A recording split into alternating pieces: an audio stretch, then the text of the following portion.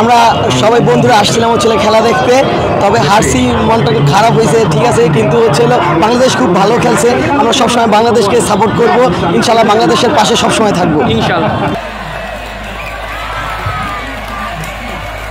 বাংলাদেশের ফুটবলের নবজাগরণের সাক্ষী হতে এসেছি এবং আমরা আশা করি যে আসলে ফুটবল সংশ্লিষ্ট যারা রয়েছেন তারা একটি সুষ্ঠু পরিকল্পনা নেবেন এবং তাদের পরিকল্পনা বাস্তবায়নের মাধ্যমে বাংলাদেশ 2030 অথবা 34 বিশ্বকাপ ফুটবলে খেলবে।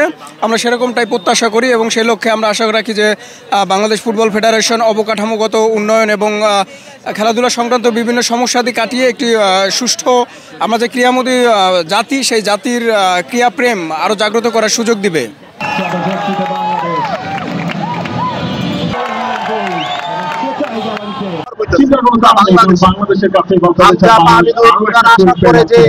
বাংলাদেশের একটা জাগরণ সৃষ্টি হয়েছে ফুটবলে, এটা আসলে বলার মতো।